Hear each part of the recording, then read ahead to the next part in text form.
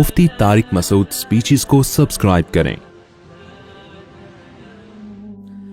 तरावी 8 है या 20 या फिर मर्जी पर है, जो जितनी चाहे पढ़ ले, जितनी चाहे पढ़ ले। मैंने दुनिया में कोई ऐसी मस्जिद नहीं देखी जिसमें जितनी चाहे तरावियाँ पढ़ी जा रही हों। बाज़ लोग फतवा तो देते हैं कि कोई अदद मुतय्यन नहीं है, लेकिन वो फतवा मार्केट में चलता पूरी दुनिया में कहीं भी नहीं है। या तो कहीं पूरी 8 हो रही होती हैं या कहीं पूरी 20 हो रही होती हैं। क्योंकि जब आप कहेंगे ना जितनी चाहो पढ़ लो, इमाम ने एक दिन 8 पढ़ा दी, अगले दिन 12 पढ़ा दी, पब्लिक पकड़ के इमाम को कूट देगी कि अबे तू क्योंकि माइंड लोग लेके आते हैं पहले से कि हमने कितनी पढ़नी है, कितनी होंगी यहाँ पे। तो बाज फतवे सिर्फ कुछ स्कॉलर्स बैठ के चला देते हैं मार्केट में, वो चलने वाले नहीं होते, वो खुद उस पर खुद अमल नहीं कर रहे होते। अहले हदीसों की मस्जिद में जहां भी जाएं 8 ही हो रही हैं, हालांकि वो फतवा देते हैं कि जितनी चाहे पढ़ लो। लेकिन फिर जितनी चाहे पढ़ लो तो पूरी दुनिया में आप 8 ही क्यों पढ़ रहे हो? फिर उनको पता है कि भाई स्पेसिफिक जब तक कोई अदद नहीं बताया जाएगा उस वक्त तक अवाम के लिए उस पर अमल करना मुमकिन नहीं होगा। इसी वजह से चारों इमामों का इजमा है जो ताबीन तबा ताबीन के दौर में थे कि कम से कम कितनी रकतें हैं? 20। 3 इमाम कहते हैं 20 रकतें और इमाम मालिक कहते हैं 36 रकतें। तो अब ये अदद मुतय्यन किए बगैर चलना मुमकिन नहीं है। तो चूंकि फुक़हा दीन को ज्यादा समझते हैं ना, उन्होंने अदद मुतय्यन किया है। और वैसे भी तरावी खिलाफ क़ियास है। नफिल नमाज में इतनी सारी पब्लिक को जमात के जरिए इकट्ठा करना ये आम हालात में जायज नहीं है, बिदअत अमल है। क्योंकि इसके जायज होने की हमारे पास कोई दलील नहीं है। यही वजह है कि रमजान ईद का चांद नजर आते ही तरावी गायब हो जाती है। अगर ये आम नवाफिल की तरह जमात के साथ जायज होती तो इमाम साहब कहते यार हमने पूरे रमजान नवाफिल पढ़े हैं जमात से, तो अब हराम थोड़ी हो गए, चलो आज दोबारा पढ़ लेते हैं ना। उनको मना किया जाएगा, क्यों? नबी सल्लल्लाहु अलैहि वसल्लम से साबित नहीं है। तो अदद भी मुतय्यन है और दिन भी मुतय्यन है। जैसे अगर ये तहज्जुद है तो तहज्जुद के तो दिन भी मुतय्यन नहीं, अदद भी मुतय्यन नहीं है। तहज्जुद तो पूरे साल है। तो जैसे रमजान की ये जो तरावी है ना, इसके दिन मुतय्यन है कि सिर्फ रमजान की रातों में ही होगी, और कैफियत भी मुतय्यन है कि जमात से होगी मस्जिदों में। तो इसी तरह ये कहना कि अदद मुतय्यन नहीं है, ये अकल से बालातर है। हजरत उमर ने या तो 20 रकतें शुरू की थी या 8, क्योंकि 2 ही रिवायतें मिलती हैं हजरत उमर से, 8 वाली भी मिलती है 20 वाली भी। हम कहते हैं उस 8 वाली पर पूरी रूए जमीन में कहीं भी अमल नहीं हुआ, और उस 8 की सनद में इस्तिराब होने की वजह से ज़ईफ भी है। बड़े बड़े मुहद्दिसीन ने उसको ज़ईफ करार दिया है। जो स्कॉलर्स यूट्यूब पे आके ये कहते हैं ना कि बिल इत्तिफाक सही है, खुदा की कसम झूठ बोलते हैं। वो इतने धटल्ले से आजकल झूठ बोला जाता है ना सोसाइटी में कि लोग उसको सच समझना शुरू कर देते हैं और फिर चैलेंज करते हैं कोई ये गोल्डन सनद है, कोई 8 रकत वाली हदीस को ज़ईफ नहीं साबित कर सकता। हम जब कहते हैं कि हम जब हवाले पेश करते हैं, मेरी ऑडियो बयान है उसको पूरे मैंने हवाले पेश किए हैं, क्यों कितने लोगों ने उसको मुस्तरब कह के, मुस्तरब हदीस भी ज़ईफ होती है, उसको रद्द किया है, तो वो उसका जवाब ही पी जाते हैं। वो चैलेंज उनके चल रहे हैं, लोग उनके हवालों से मुतासिर हैं। तो अगर वो 8 रकत वाली हजरत उमर से साबित होती तो उस दौर में कितनी रकतें चलती? 8। हरम में भी 8 होती, मस्जिद नबी में भी 8 होती, और 1400 साल से हरम और मस्जिद नबी में 8 ही चली आ रही होती। अबू हनीफा भी 8 के कायल होते, इमाम शाफी जैसे मुहद्दिस और मुज्तहिद भी 8 के कायल होते, इमाम अहमद जो इमाम बुखारी के उस्ताद हैं वो भी 8 के कायल होते, इमाम मालिक भी 8 के कायल होते, और अब्दुल्ला बिन मसूद भी 8 पढ़ रहे होते, और उस्मान बिन अफ़ान भी 8 पढ़ रहे होते। हम कहते कहीं कोई ज़ईफ रिवायत भी नहीं मिलती कि उस्मान बिन अफ़ान के दौर में 8 हुई, हजरत अली के दौर में 8 हुई। 20 वाली तो बहुत सारी मिलती है हमें। तो इसलिए, और तवातुर अमली भी मिलता है। 150-200 साल पहले फुक़हा बयान करते हैं कि पूरी रूए जमीन पर हमें कोई भी मस्जिद नजर नहीं आती, ट्रैवलिंग होती थी ना उस जमाने में भी, कि कहीं भी हमें 20 रकत से कम 1 रकत मिल रही हो। और वैसे भी एक बात है, मुहद्दिसीन ने इस नमाज को तरावीह का नाम दिया है। ये बहुत बहुत अच्छी तरह समझो, ये हमने नाम नहीं दिया कि उलमाए देवबंद या हनफी या शाफी लोगों ने। इस नमाज को तरावीह का नाम किसने दिया? बोलो, मुहद्दिसीन ने। इस पे बाप जो बांधा जाता है ना तरावीह का, ये मैं और आप नहीं, कौन? मुहद्दिसीन। अब तरावीह का जो लफ्ज है ना वो 8 रकतों पे फिट ही नहीं बैठता है, क्योंकि इमाम बहकी हदीस लेकर आए हैं, रिवायत लेकर आए हैं। हदीस से मेरी मुराद रिवायत, कि असलाफ जो इसको तरावीह कहते थे इसलिए कि इसमें हर 4 रकतों के बाद लोग थोड़ा सा वक़फ़ करते थे। तो 4 रकतों को उन्होंने तरवीहा कहना शुरू कर, रौह आराम को कहते हैं, तरवीहा इससे निकला है। 4 रकतों के बाद क्या करते थे? आराम। तो इसलिए हर 4 रकत को एक तरवीहा।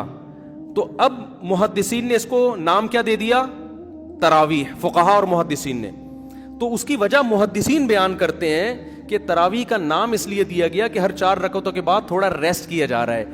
اب مجھے بتاؤ یہ جو عربی لغت میں نا ایک ترویحہ 4 رکعت اور تراویح جمع اقصا ہے.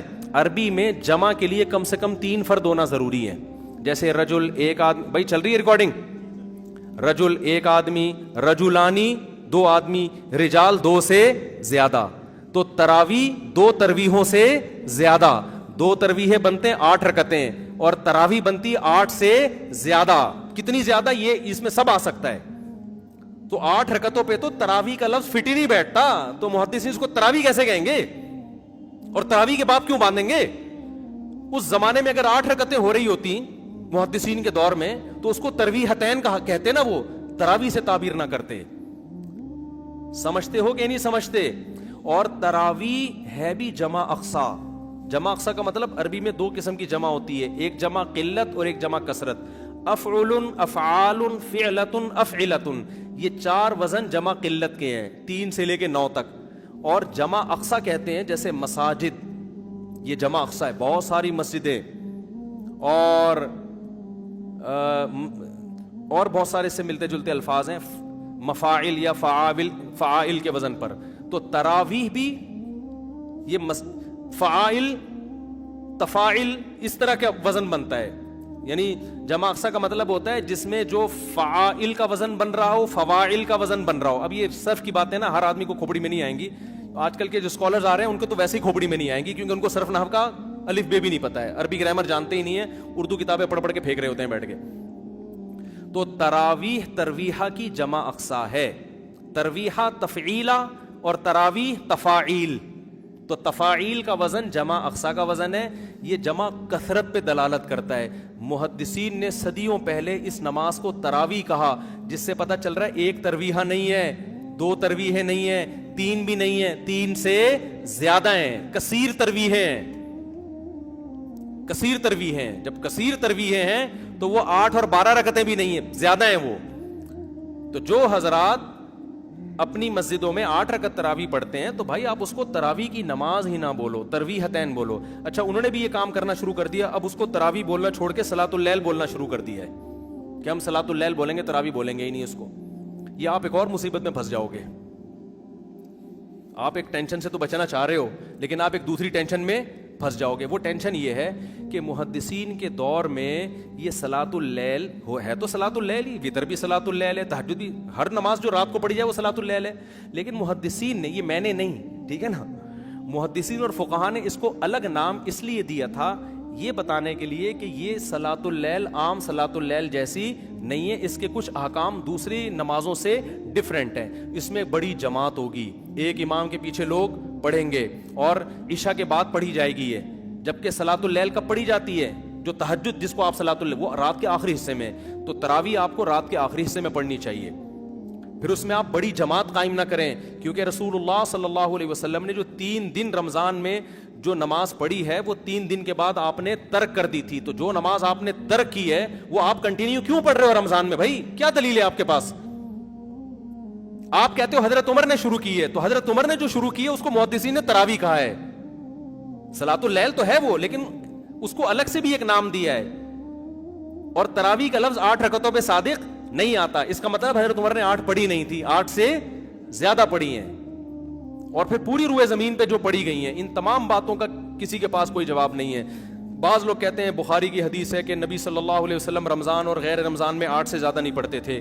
بخاری ہی کی دوسری حدیث بھی ہے جس میں حضرت عائشہ فرماتی ہیں کہ نبی صلی اللہ علیہ وسلم رمضان میں زیادہ عبادت کیا کرتے تھے رات میں، اور رمضان کے غیر میں کم کرتے تھے. یزید فی رمضان ما لا یزید فی غیرہ. یہ کیا بات ہے کہ آپ وہ حدیث تو لے رہے ہو جس میں آتا ہے کہ 8 پڑھتے تھے رمضان غیر رمضان میں. بخاری ہی کی دوسری حدیث جس میں آتا ہے رمضان میں رکعتوں کی تعداد زیادہ ہوتی تھی، اس کو آپ فوکس نہیں کر رہے. آپ اس حدیث سے، بخاری ہی کی حدیث سے پتہ چلتا ہے بھائی رمضان میں اگر 8 تھی، غیر رمضان میں 8 تھیں تو رمضان میں 8 سے زیادہ تھیں. تو یہ حدیث بھی بخاری کی مضطرب ہے. حضرت عائشہ کا بیان میں اضطراب ہے. حدیث کی سند ٹھیک ہوتی ہے بعض دفعہ، لیکن سند صحیح ہونے کے باوجود جب دو حدیثوں میں ٹکراؤ ہوتا ہے تو وہ حدیث قابل استدلال نہیں رہتی. ہم یہ کہتے ہیں کہ امی عائشہ کہتی ہیں کہ ایک طرف کہہ رہی ہیں کہ رمضان میں آپ 8 پڑھتے تھے، دوسری طرف کہہ رہی ہیں 8 سے زیادہ پڑھتے تھے. ہم کہتے ہیں 8 والی حدیث کی تائید ہمیں دوسری حدیثوں سے نہیں ملتی. رمضان میں 8 سے زیادہ پڑھتے تھے، اس کی تائید میں دوسری صحیح حدیثیں موجود ہیں. لہذا ہم امی عائشہ کی یا بخاری کی وہ حدیث کو لیں گے جس میں 8 سے زیادہ کا ہے، اور رمضان کا تقاضا بھی ہے کہ 8 سے زیادہ پڑھتے ہو آپ. تو حرمین کا تواتر دیکھ لو صدیوں سے، پوری امت کا تواتر دیکھ لو، وہ سارا آپ نے ایک طرف رکھ دیا اور 8 کو پکڑ کے آپ بیٹھ گئے، جس پہ تراویح کا لفظ ہی فٹ نہیں بیٹھتا. اور آخری بات یہ، بعض لوگ کہتے ہیں امام احمد بن حنبل نے ترمذی میں نقل کیا ہے کہ تراویح کی کوئی تعداد متعین نہیں ہے. ترمذی میں امام احمد بن حنبل کا قول امام ترمذی نے نقل کیا ہے، لیکن یاد رکھو امام ترمذی کی جو اپنے شاگردوں کی کتابیں ہیں نا، جو فقہ میں ان کے شاگرد ہیں، اس میں امام احمد بن حنبل نے 20 رکعت کو ترجیح دی ہے. لہذا کوئی اس حوالے سے آپ کو دھوکہ نہ دے. ترمذی کا حوالہ پیش کیا جاتا ہے کہ امام احمد کہتے ہیں اس بارے میں کچھ بھی منقول نہیں ہے، کوئی یعنی مختلف تعداد منقول ہے.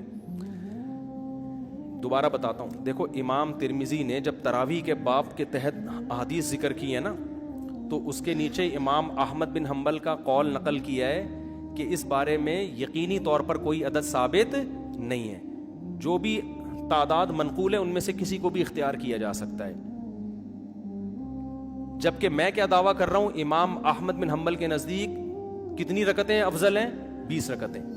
تو کوئی یہ حوالہ دے کے آپ کو کنفیوز کر سکتا ہے. تو خوب سمجھ لیں، جب کسی مجتہد سے 2 مختلف قول منقول ہوتے ہیں، ایک قول ان لوگوں سے جو فقہ میں ان کے شاگرد ہیں اور ایک قول جو حدیث میں شاگرد ہیں، تو مسائل میں اس قول کو ترجیح ہوتی ہے جو فقہ میں ان کے شاگرد، کیونکہ وہ قانون بیان کر رہے ہیں. امام احمد بن حنبل کی جو فقہ کی کتابیں ہیں، جس میں امام احمد بن حنبل کا فتویٰ نقل کیا گیا ہے، جو ان کے جتنے شاگرد ہیں، جس کو فقہ حنبلی کہا جاتا ہے، وہ سب اس پر متفق ہیں کہ امام احمد بن حنبل کے نزدیک کتنی رکعتیں ہیں؟ 20 رکعتیں ہیں. تو وہ زیادہ اس ترجیح ہے. دوسری بات یہ کہ امام ترمذی نے جو امام احمد بن حنبل کا قول نقل کیا کہ ان کی نظر میں کوئی تعداد متعین نہیں ہے، اس سے بھی 8 پھر بھی مراد نہیں ہے، کیونکہ امام ترمذی نے جو روایت پیش کی 16 رکعتوں والی، 20 رکعتوں والی اور 20 سے بھی زیادہ رکعتوں والی، تو وہ ان میں ترجیح دے رہے ہیں کہ یہ سب ثابت ہے. 8 کی امام ترمذی نے کوئی حدیث نقل کی نہیں ہے، تو 8 تو پھر بھی امام احمد بن حنبل کے 8 کا تو امام احمد بن حنبل تذکرہ ہی نہیں کر رہے ہیں. نہیں آ رہی بات میرا خیال ہے. تو یہ ایک خالصتاً علمی ٹاپک ہے.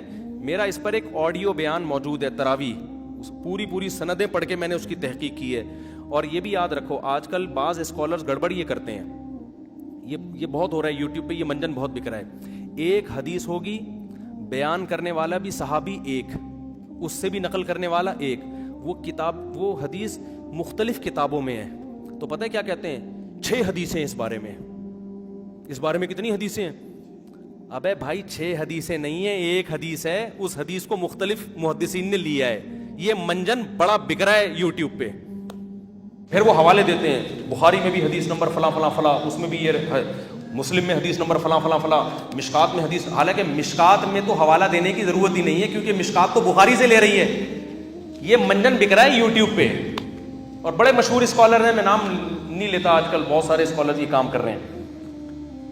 میں دوبارہ بتاتا ہوں کرتے کیا ہیں. جو اپنے مسلک کی تائید میں جب حدیث پیش کریں گے نا، حدیث صرف ایک ہوگی اور اس کے مخالف درجنوں حدیثیں ہوں گی. لیکن وہ منجن کیسے بکے گا؟ عوام تو سامنے بیچاری پڑھی لکھی ہوتی نہیں دینی اعتبار سے. وہ منجن ایسے بکتا ہے کہ یہ حدیث بخاری میں حدیث نمبر فلاں فلاں فلاں فلاں، مسلم میں حدیث نمبر فلاں فلاں فلاں، اس میں بھی ہے، ترمذی میں حدیث نمبر فلاں فلاں فلاں. ابے یار یہ تو چل رہا ہے نا، اس کو آگے لے آئیں. ترمذی میں حدیث نمبر فلاں فلاں فلاں. آدمی کہتا ہے یار اتنی ساری حدیثیں اور یہ مولویوں کو کیا ہو گیا؟ پھر آپ کہتے ہیں مشکات میں حدیث نمبر فلاں.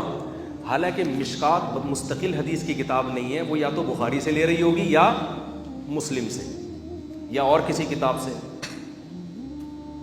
تو جب بخاری کا حوالہ دے دیا تو کمبخت مشکات کا حوالہ کیوں دے رہا ہے؟ یہ ایسے ہی ہے جیسے میں کہوں کہ یہ حدیث بخاری میں فلاں اور ریاض الصالحین میں فلاں صفحے پر. تو ریاض الصالحین نے تو بخاری سے ہی لیا ہے نا. یہ منجن بک رہے ہیں اور حدیث صرف ایک ہی ہے. وہ نقل کرنے تو وہ درجنوں حدیثیں نہیں کہلائیں گی, وہ ایک حدیث کہلائے گی. زیادہ حدیثیں جب کہلائیں گی کہ کم سے کم ایک سے زیادہ صحابی اس کو نقل کر رہے ہوں, یا کم از کم صحابی کے تو 2-4 شاگرد نقل کر رہے ہوں نا. تو یہ منجن آج کل بک رہا ہے, لوگ بھرم میں آتے ہیں. میں نے جب تراویح پر بیان ریکارڈ کروایا نا, آڈیو بیان ہے, پوری سندیں پڑھ کے, اس میں ایک صاحب نے دعویٰ کیا تھا کہ 8 رکعت تراویح پہ 8 حدیثیں ہیں, حالانکہ 2 حدیثوں کو کیا بنا کے پیش کر دیا تھا. ایک بخاری والی حدیث جس میں آتا ہے کہ نبی رمضان غیر رمضان میں 8 پڑھتے تھے, جس کا تراویح سے تعلق ہی نہیں ہے. دوسری حدیث حضرت عمر سے, وہ بھی ایک ہی حدیث تھی, اس کو گھما کے کتنے 7 حدیثیں بنا کے پیش کی ہے. تو یہ منجن مارکیٹ میں بک رہے ہیں, ملتے جلتے ناموں سے دھوکہ نہ کھائیں. دیکھو دین قرآن و سنت کا نام ہے, اور قرآن و سنت کی وہ فہم جو ائمہ اربعہ نے جس کو سمجھا نا, اسلاف نے جس کو سمجھا, وہ فہم کو آج کے اسکالرز پہ آپ ترجیح دو, چاہے وہ سعودیہ کا اسکالر ہو, چاہے وہ دبئی کا ہو, چاہے وہ پاکستان کا ہو.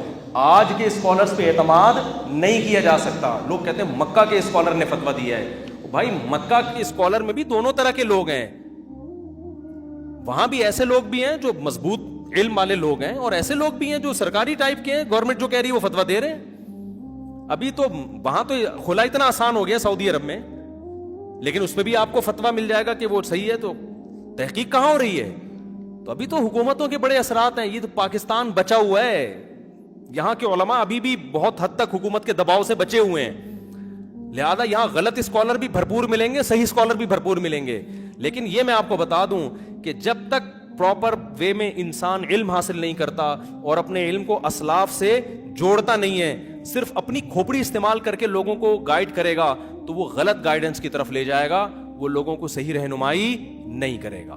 یہ بڑا مسئلہ ہے آج کل. تو آپ اپنے علم کو اسلاف سے جوڑیں اور دیکھیں ماضی کے فقہا کیا کہتے تھے. ان میں غلطی کا امکان کم ہے, آج کل لوگوں میں غلطی کا امکان زیادہ ہے, کیونکہ علم اٹھ رہا ہے, علم پھیل نہیں رہا. حدیث میں آتا ہے قرب قیامت میں علم اٹھے گا.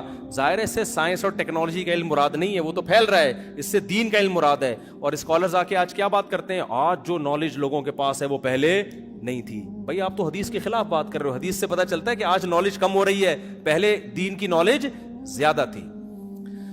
بہت ہو گیا میرے بھائی یار.